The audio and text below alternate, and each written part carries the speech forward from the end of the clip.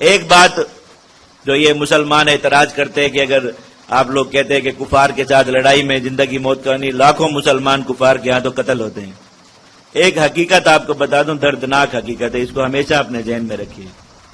مسلمانوں کا جہاں بھی قتل عام ہوتا ہے اور ایسی مظلومیت کی داستانیں سامنے آتی ہیں کہ بس مسلمان گاجر مولی کی طرح کٹ رہے ہیں، یہ کبھی بھی جہاد میں نہیں ہوتا، یاد رکھیے۔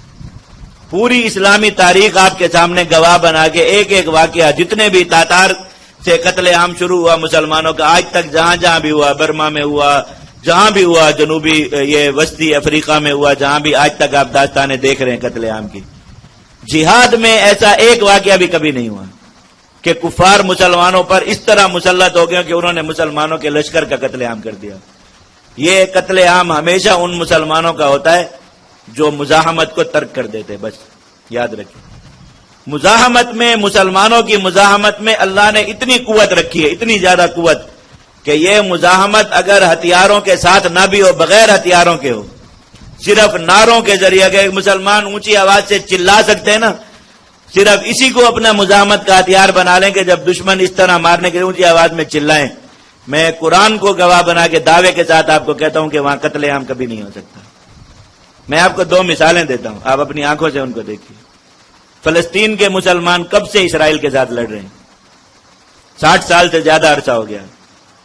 فلسطین میں 60 سال کے اندر، اور اسرائیل جیسی ایسی قوت، ساری دنیا کے قوانین جن کے لیے معاف ہیں کہ وہ ان مسلمانوں کے ساتھ کچھ بھی کرنا چاہے، دنیا اس کی مذمت بھی نہیں کرتی، کہ وہاں پر اقوام متحدہ میں بات ہوگی تو اس کا والد محترم امریکہ ویٹو کر دے گا، کسی ملک کو کوئی کارروائی اور ایکشن ہی نہیں کرنے دے گا سارا۔ یہ فلسطین کے اندر 60 سال کے اندر اس مزاحمت جب سے یہ شروع ہوئی انتفاضہ، اس سے پہلے کی بات نہیں کر رہا جب مزاحمت نہیں تھی اور کافر جب غالب ہوئے اور انہوں نے جا کر قتل عام کیا، وہ نہیں، جب سے مزاحمت شروع ہوئی ان 60 سالوں کے اندر فلسطین میں شہید ہونے والے مسلمانوں کی تعداد، دنیا میں جہاں قتل عام ہوتے ہیں، مثلا برما میں قتل عام ہوا، کتنا عرصہ جاری رہا؟ وہ تھوڑا ہی وقت ہے نا، سال ہوگا یا اس سے بھی کم عرصہ۔ 60 سال میں شہید ہونے والے مسلمانوں کی تعداد اس سے کم ہے۔ کشمیر کے اندر تاریخ کو، جو ہندوستان کے ساتھ مزاحمتی تاریخ ہے، اتنا طویل عرصہ ہو گیا، 68 سال ہو گئے، 68 سال۔ وہ لوگ کبھی دبے نہیں، ان کا کچھ نہیں ہوتا، عورتیں چمچے اور جوتے لے کر بھی نکل آتی ہیں فوج کے سامنے اور لڑتے آ کر۔ کشمیر کے اندر اس پورے 68 سال کے اندر شہید ہونے والے مسلمانوں کی تعداد، حیدرآباد دکن میں جب 1948 میں نہرو نے فوج اتاری تھی، 3 دن صرف وہ جو ہے وہ وہاں پر آپریشن ہوا تھا، ابھی تک ان 68 سال میں شہید ہونے والے مسلمانوں کی تعداد ان 3 دنوں کے برابر نہیں ہوئی۔ یہ مزاحمت کی قوت ہے، اس کا کوئی انکار نہیں کر سکتا۔ یہ قتل عام ہوتے تب ہیں جب کافر آپ کو مار رہے ہیں اور آپ آنکھیں بند کر کے بیٹھے ہوتے ہیں، اپنی باری کا انتظار کہ ابھی میرا بھائی کٹ رہا ہے، اس کے بعد میرا نمبر آنے والا ہے، اور پھر یہ تصویریں دنیا میں گھومتی رہتی ہے اور مسلمانوں کے دلوں کو جلاتی ہیں، اس کے علاوہ کوئی فائدہ نہیں ہوتا۔ اور کفار کو یہ، اگر مسلمان اس وقت میں پتھروں سے مزاحمت کریں، جوتوں سے مزاحمت کریں، گھروں میں پڑے ہوئے سامان سے بھی صرف مزاحمت کریں، ایک مسلمان کے کلمے کے بھی خلاف ہے، اس کے ایمان کے بھی خلاف ہے کہ وہ اپنے آپ کو ایسے برائلر مرغی کی طرح کافر کے حوالے کر دے۔ اللہ تعالیٰ ہر مسلمان کو اس امتحان سے بچائے، لیکن اگر یہ امتحان آ جائے، یہ بات یاد رکھیے، مزاحمت کے اندر وہ قوت ہے جو دشمن کے ہاتھوں کو ہمیشہ روکتی ہے۔ مزاحمت کرتے ہوئے، جہاد کرتے ہوئے، لڑائی کرتے ہوئے اور رد عمل دیتے ہوئے کبھی بھی مسلمان کا قتل عام نہیں ہوتا۔ یہ جو اتنی داستانیں ساری بھری بنی، آپ تاتار میں دیکھ لیجئے، 2 لاکھ سے زیادہ مسلمانوں کو انہوں نے قتل کیا، بغداد سے لے کے شام حلب تک وہ آئے اور پورا حمص تک انہوں نے سارا قبضہ کیا۔ 2 لاکھ سے زیادہ مسلمانوں کو قتل کیا۔ کس طرح قتل کرتے تھے؟ یہ واقعات خود ابن جوزی وغیرہ نے دوسرے تاریخ میں لکھے کہ وہ بیٹھ کر پتھر پہ اپنی چھری تیز کر رہا ہے ایک تاتاری، اور مسلمان قطار میں اس طرح صف باندھ کر کھڑے، تو وہ کہہ رہا ہے اچھا ادھر ہی رہو، مجھے کام یاد آ گیا، میں کر کے آ رہا ہوں، میں پھر مارتا ہوں۔ تو کوئی مسلمان بھی لائن توڑ کے گھر نہیں جا رہا کہ ایسا نہ ہو پھر ناراض ہو جائیں، تو لائن میں کھڑے اور وہ اپنا کام کر کے واپس آ کر پھر مسلمانوں کو کاٹنا شروع کر۔ اور جن مسلمانوں نے تاتار کے خلاف جہاد کیا، پورا عالم اسلام ان کے قبضے سے آزاد کرا، صرف 1 سال کے اندر، صرف 1 سال میں۔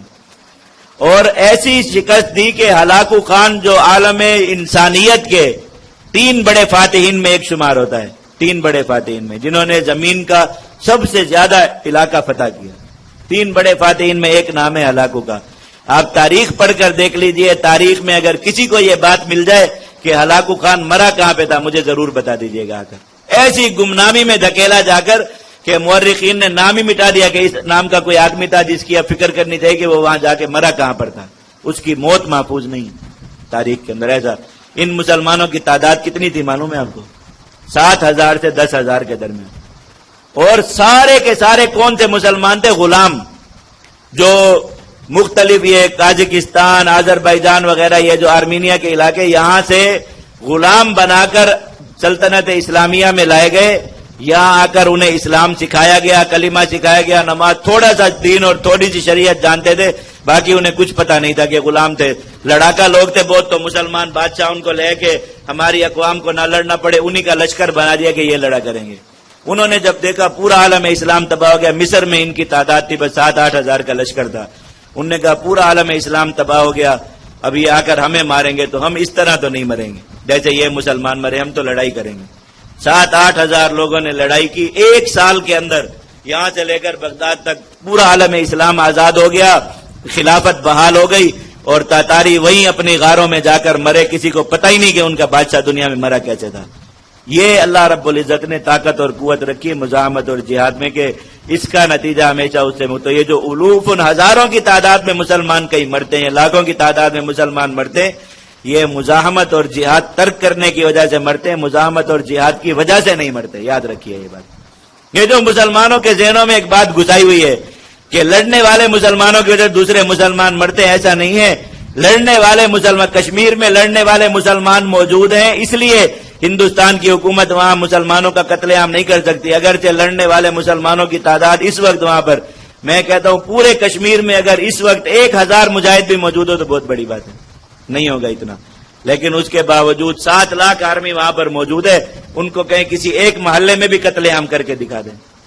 اور جہاں لڑنے والے مسلمان نہیں ہیں وہاں پر ایسے 2 ٹکے کے چھوکرے گھروں سے نکل کے آتے اور مسلمانوں کی بستیاں جلائیں گے، مسلمانوں کو آ کر ماریں گے، کاٹیں گے، عزتیں لوٹیں گے، سب کچھ کر کے چلے جائیں گے، ان کو کوئی پرواہ نہیں. وجہ لڑنے والے مسلمان نہیں، لڑنے والے مسلمانوں کا موجود نہ ہونا ہے. اگر کسی بستی میں 2-4 مجاہد بھی موجود ہوں، صرف جھوٹا اعلان ہی کر دے کوئی کہ ہم نے یہاں 2-4 مجاہدوں کو چھپا کے رکھا، دنیا نے کسی ماں نے کوئی بچہ جناؤ جو اس بستی کے اندر مسلمانوں کا قتل عام کر کے دکھا دے. ہم اسلامی تاریخ کو ہی جھٹلا دیں ساری، ہو ہی نہیں سکتا یہ بات. تو یہ یاد رکھیے، بات اپنے دلوں میں بٹھائیے، مسلمانوں کو یہ بات سمجھائیے، اپنا ایمان ایسا بنائیے کہ مزاحمت ترک کر دینا مسلمان کی شان نہیں، اور مزاحمت کا ترک کر دینا ہی مسلمانوں پر ہمیشہ مصیبت لاتا ہے. ہمیشہ کفار جو ہے وہ ان کا قتل عام کرتے، اس طریقے سے ان کو مارتے ہیں. آپ جب تک مسلمانوں نے جہاد شروع نہیں کیا تھا، مکہ میں کتنا ستاتے تھے کفار مسلمانوں کو. غزوہ بدر کے بعد سے کوئی ایک واقعہ اسلامی تاریخ میں تلاش کر کے دکھا دیجیے. مسلمان تو مکہ میں پھر بھی پھنسے رہے سن 8 ہجری تک، 7 ہجری تک. کسی مسلمان کو پھر کافروں نے انگاروں پر لٹایا. مکہ میں تو نہیں تھے مجاہد جہاد کرنے والے، مسلمان مدینہ میں تھے، اور بدر میں جہاد ہوا تھا. مکہ کوئی نہیں گیا تھا کاروائی کرنے کے لیے. ایک واقعہ کہیں سے ڈھونڈ کر بتا دیجیے. نہیں ہو سکتا کہ کافر پھر یہ کام کرے. ان کو پتا ہو کہ اب مسلمانوں کے ہاتھ میں تلوار ہے، ادھر سے کسی مسلمان کا رونا وہاں پہنچا کہ پھر اس کو انگاروں پر لٹایا ہوا، پھر پتہ نہیں ہمارے ساتھ کیا ہو. اس لیے کوئی پھر یہ جرأت نہیں کرتا. یہ چیز اللہ رب العزت نے سمجھا دی.